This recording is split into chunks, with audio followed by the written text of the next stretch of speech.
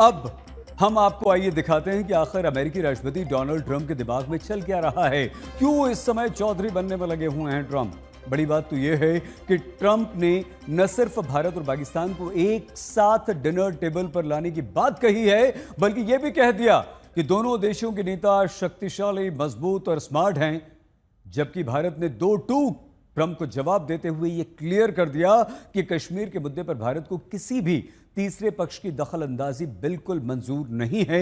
बात सिर्फ भारत और पाकिस्तान की नहीं है, बल्कि दुनिया में चल रहे बड़े संघर्षों को लेकर ट्रंप कई तरह के बयान दे चुके हैं और अपने बयानों में ट्रंप फंस भी चुके हैं। कैसे, हम आपको बताते हैं। अब सवाल यह है कि आखिर डोनाल्ड ट्रंप चाहते क्या हैं। डोनाल्ड ट्रंप की विदेश नीति के केंद्र में आखिर है क्या? क्या सहयोगी देशों का विश्वास उनके लिए मायने रखता है? ये तीन बड़े प्रश्न हैं। तो आइए हम ये समझने का प्रयास करते हैं कि आखिर ट्रंप के दिमाग में इस समय चल क्या रहा है। क्यों चौधरी बनना चाहते हैं दुनिया के अमेरिकी राष्ट्रपति डोनाल्ड ट्रंप। दुनिया भर में क्यों अपनी चौधराहट दिखाने में लगे हैं डोनाल्ड ट्रंप। भारत ने ट्रंप को आईना दिखाया तो यूक्रेन ने भी ट्रंप को दो टूक सुनाया। सऊदी में डोनाल्ड ट्रंप की सीरिया से बात, क्या है मिडिल ईस्ट वाला प्लान। पहले अमेरिका ने जिसे आतंकी बताया, डोनाल्ड ट्रंप ने उससे हाथ क्यों मिलाया। क्यों कही कनाडा को अमेरिका का 51वां राज्य बनाने के बाद ट्रंप का खेल क्या है। डोनाल्ड ट्रंप का दूसरा राष्ट्रपति कार्यकाल और उनकी विदेश नीति विरोधाभासों से भरी हुई दिखाई देती है।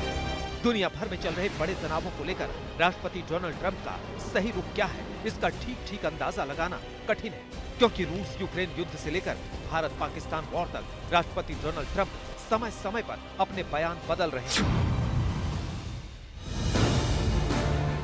इतना ही नहीं, डोनाल्ड ट्रंप डेनमार्क से ग्रीनलैंड खरीदने और कनाडा को अमेरिका का 51वां राज्य बनाने से लेकर गाजा पट्टी पर कब्जा करने जैसे विवादास्पद बयान भी दे चुके हैं। सवाल यही है कि आखिर ट्रंप चाहते क्या है और उनकी विदेश नीति के केंद्र में क्या है। क्या सहयोगी देशों का भरोसा उनके लिए मायने रखता है। बात सबसे पहले भारत पाकिस्तान वॉर पर अमेरिका के बदलते रुख की करते हैं। भारत ने ऑपरेशन सिंदूर के तहत पाकिस्तान में 9 आतंकी ठिकानों को नेस्त नाबूद किया और ऑपरेशन सिंदूर के एक दिन बाद यानी 8 मई को अमेरिका के उपराष्ट्रपति जेडी वेंस ने एक इंटरव्यू में कहा, भारत और पाकिस्तान के बीच तनाव के मामले में अमेरिका दूरी बनाकर रखेगा और कूटनीतिक रास्ते अपनाएगा। हम जो कर सकते हैं वो ये है कि दोनों देशों को तनाव कम करने के लिए प्रोत्साहित करने की कोशिश करेंगे, लेकिन हम मूल रूप से युद्ध में शामिल नहीं होने जा रहे हैं। ये हमारा काम नहीं है। वेंस का कहना था कि अमेरिका भारत और पाकिस्तान को हथियार डालने के लिए नहीं कह सकता, लेकिन 2 दिन बाद ही राष्ट्रपति ट्रंप के बयान ने सबको चौंका दिया। सीज फायर या हमले रोकने से जुड़ी कोई बात भारत की तरफ से आती, उससे पहले ही राष्ट्रपति ट्रंप ने सीज फायर पर अपना दावा ठोक दिया। हालांकि भारत ने डोनाल्ड ट्रंप के इस बयान पर कोई गर्मजोशी नहीं दिखाई और अब डोनाल्ड ट्रंप खुद ही चौधरी बनकर भारत और पाकिस्तान को एक साथ डिनर टेबल पर लाने की बात कह रहे हैं, जबकि भारत ने इस पर भी ट्रंप को जवाब दे दिया कि कश्मीर पर किसी तीसरे देश का दखल मंजूर नहीं। We have a long-standing national position that any issues pertaining to the Union territory of Jammu and Kashmir have to be addressed by India and Pakistan bilaterally. That stated policy has not changed. इसी तरह से जब अपने दूसरे कार्यकाल की शुरुआत में ही ट्रंप ने कहा कि ग्रीनलैंड और पनामा नहर पर अमेरिका का कब्जा होना चाहिए, राष्ट्रीय सुरक्षा और दुनिया में कहीं भी जाने की आजादी के लिए अमेरिका महसूस करता है कि ग्रीनलैंड पर नियंत्रण बहुत जरूरी है। इसके बाद ग्रीनलैंड के प्रधानमंत्री म्यूटिगा ने जवाब देते हुए कहा था, हम बिकाऊ नहीं है। और अब तुर्की के इस्तांबुल में ज़ेलेंस्की और पुतिन के मिलने की चर्चा चली तो बीच में डोनाल्ड ट्रंप ने यूक्रेन और रूस के बीच युद्ध शांति को लेकर चौधराहट दिखाने की कोशिश की। हालांकि अभी क्लियर नहीं है कि ये मुलाकात होगी भी या नहीं, लेकिन राष्ट्रपति ज़ेलेंस्की ने भी ट्रंप को मैसेज क्लियर कर दिया। ट्रंप को ज़ेलेंस्की का मैसेज, बात होगी तो सीधी होगी। अमेरिकी राष्ट्रपति डोनाल्ड ट्रंप ने ज़ेलेंस्की से पुतिन से इस्तांबुल में मिलने का आग्रह किया, लेकिन ज़ेलेंस्की ने क्लियर कर दिया कि पुतिन से आमने सामने बात होगी, कोई तीसरा नहीं होगा।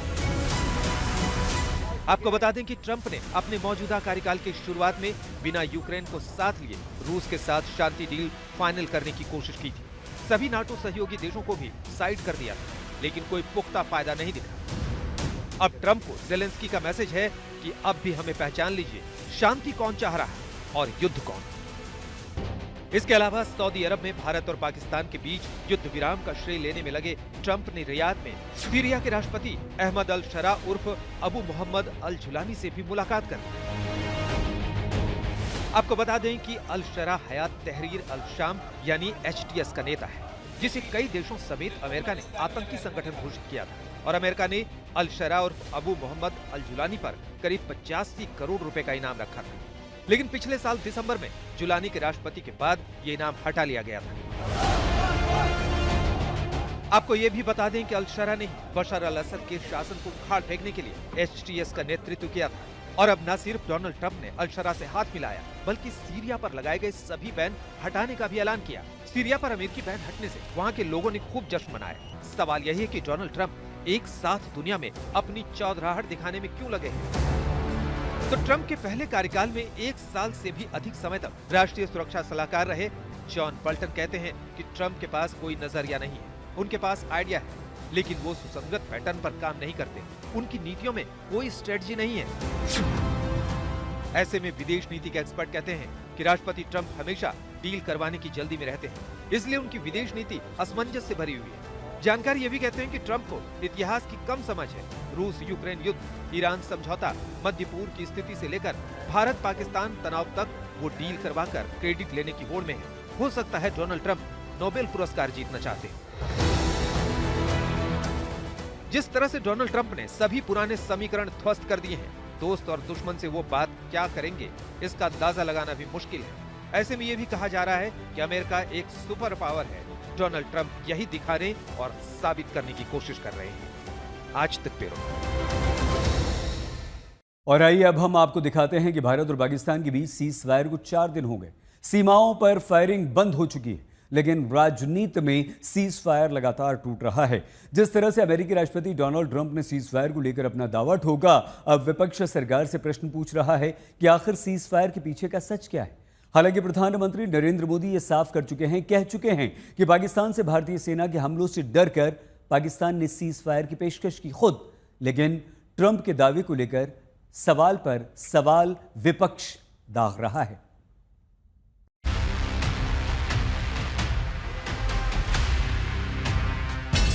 सीज फायर पर ट्रंप का दावा, विपक्ष ने बवाल मचा डाला। सीज फायर पर मोदी ने दिया जवाब, फिर विपक्ष चुप क्यों नहीं होता। भारत पाकिस्तान के बीच सीज फायर पर सियासत फुल। भारत पाकिस्तान में सीज फायर है, लेकिन घरेलू सियासत फायर है। ऑपरेशन सिंदूर की सफलता, पाकिस्तान में आतंकी अड्डों पर भारत का प्रचंड वार और भारतीय सेना के शौर्य के सामने सरेंडर करते पाकिस्तान का सीज फायर पर आना। भारतीय सियासत में विपक्ष ने इसे मुद्दा बना दिया है। जहां एक तरफ भारत में बीजेपी की तरफ से ऑपरेशन सिंदूर की कामयाबी और पाकिस्तान को परास्त करने के लिए तिरंगा यात्रा निकाली जा रही है।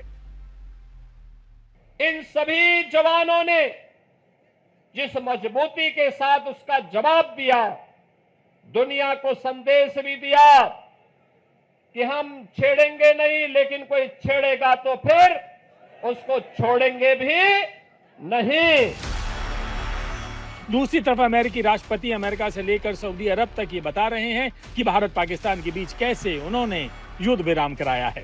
अब भारत में विपक्ष ने डोनाल्ड ट्रंप की इसी बात को पकड़ लिया है और सीधे पीएम मोदी पर विपक्ष फायर है। आपको बता दें कि पीएम मोदी ने देश के नाम संबोधन में ये साफ किया था कि भारत और पाकिस्तान के बीच सीज फायर कैसे और क्यों हुआ। भारत की आक्रामक कार्रवाई के बाद पाकिस्तान बचने के रास्ते खोजने लगा। पाकिस्तान दुनिया भर में तनाव कम करने के लिए गुहार लगा रहा था और बुरी तरह पीटने के बाद इसी मजबूरी में 10 मई की दोपहर को पाकिस्तानी सेना ने हमारे डीजीएमओ को संपर्क किया। तब तक हम आतंकवाद के इंफ्रास्ट्रक्चर को बड़े पैमाने पर तबाह कर चुके थे। सीज फायर की पहल खुद पाकिस्तान ने की। सीज फायर का कारोबार से कोई लेना देना नहीं। कश्मीर पर तीसरे देश की मध्यस्थता मंजूर नहीं। भविष्य में जो भी बात होगी वो आतंक और पीओके पर होगी।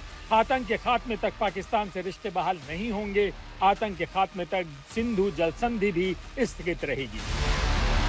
लेकिन ना तो डोनाल्ड ट्रंप सीज फायर के पीछे की वजहों को लेकर अपने बयान देने से रुक रहे हैं और ना ही भारत में विपक्ष के नेता युद्ध विराम पर अपने बयानों को विराम दे रहे हैं।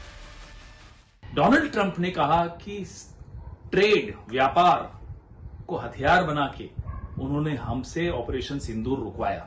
हम उम्मीद करते थे कि प्रधानमंत्री अपने वक्तव्य में इसका करारा और त्वरित जवाब देंगे, वो नहीं हुआ। एक तीसरा देश हमारी आपसी मामले में दखलंदाजी करके उसने हमें बता डाला कि इस संघर्ष में हम तय करेंगे कि क्या करना है। व्यापार के नाम पर जो है हम सीज फायर कर दें, ये हमारा देश का परंपरा नहीं रही है, ना नीति रही है। भारत के विदेश मंत्रालय की ओर से सफाई दी जा चुकी है। अमेरिका के विदेश मंत्रालय की ओर से सफाई आ चुकी है। खुद पीएम मोदी सीज फायर के पीछे पाकिस्तानी याचना की बात कह चुके हैं। लेकिन कांग्रेस की ओर से लगातार सवाल उठाए जा रहे हैं कि मार्को रूबियो से सबसे पहले मिलने वाले विदेश मंत्री तीसरी जगह पर भारत पाकिस्तान की बात करवाने वाले दावे के बाद से खामोश क्यों हैं? बात दूर तलक जाएगी। एक तरफ हम साफ सीधे शब्दों में ये नहीं कहते कि हमारा निर्णय है या हम दोनों के बीच का निर्णय है। ट्रंप दोबारा दोहराते हैं वो अमेरिका के राष्ट्रपति हैं और यही राष्ट्रपति हैं जिनके लिए मोदी जी ने नारा लगाया था, अगली सरकार ट्रंप सरकार।